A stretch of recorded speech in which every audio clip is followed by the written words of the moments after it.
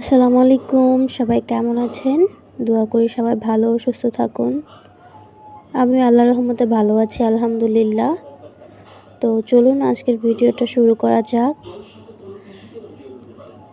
তো যেদিন বাবার বাড়ি থেকে চলে এসেছিলাম তার আগের দিন, এটা হচ্ছে আমার বোনের ছেলে। বাড়িতে গেলে বেশিরভাগ সময় ওর সাথে আমার সময় কাটে।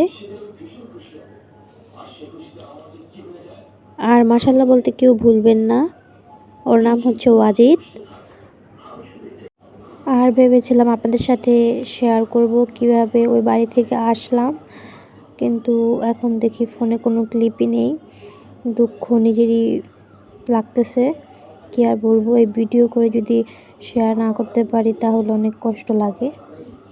আর এই তো বাড়িতে এসেছি, আর তারপর পরেই বাসায় কাজ ধরেছিল, বাথরুমে, তারপর রান্নাঘরে টাইলসের কাজ চলছিল।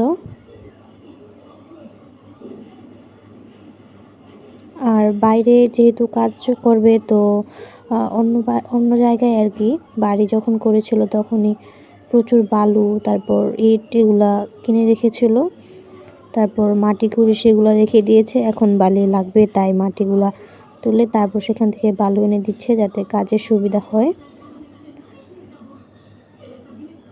আর অবশ্যই জানাবেন কেমন হয়েছে রান্নাঘরের টাইলস আর বাথরুমের টাইলসগুলা।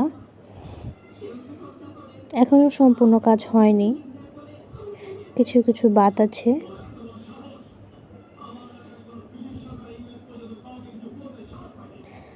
আর চারদিকে কি একটা অবস্থা, নেট নেই, এমবি নেই, কোনো কিছুই কাজ করতেছে না। দেশের এই খুব খারাপ পরিস্থিতির জন্য সবারই খুব খারাপ অবস্থা। তো আমরা যে যেখানে থাকি না কেন এটার জন্য দোয়া করি যেন ভালো থাকি সবাই।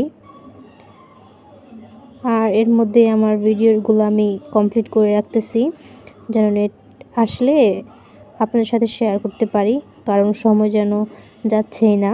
আজকাল আমরা নেট নিয়ে এতই ব্যস্ত।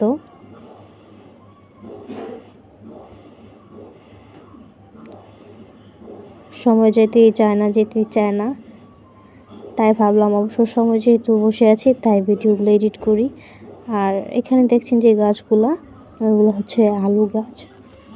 আর এই গোলাপের কলিটা আমার ননাসের মেয়ে আর কি, বড়াপুর মেয়ে আমাকে দিয়েছে। ও যেহেতু বাচ্চা মানুষ, তো নদীতে গোসল করতে গিয়েছিল, তো সেখান থেকে নিয়ে এসেছে আর বলতেছে যে মামি এটা নাও, তোমাকে দিলাম।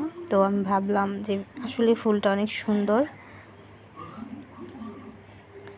এই তো এখানেও আলু গাছ লাগিয়েছে। আর যেহেতু বাড়িতে কাজ ধরেছে তো আমরা আমাদের বড়াপুর বাসায় মোটামুটি গোসলের জন্য যেতে হয়। তো এই তো তাদের গাছের কাঁঠাল সব শেষ, মাত্রই কয়েকটাই আছে। আর এটা হচ্ছে হিজল গাছ, যারা যারা চিনেন না তো দেখে নিন, এটা হচ্ছে হিজল গাছ। আর নিচে প্রচুর পরিমাণে কচু গাছ আর আম গাছও আছে। গত বছর এই গাছটাতে, আম গাছ থেকে প্রচুর আম খেয়েছি, আর অনেক মিষ্টি আমগুলা। আর এই কলটার প্রচুর বয়স, আর তাদের বাড়িটা এতদিন হয়েছে যে আস্তে আস্তে আস্তে আস্তে যেমন মাটির নিচে আর কি তলিয়ে যাচ্ছে। আর এই তো তারপর দেখলাম ওরা খেলা করতেছে।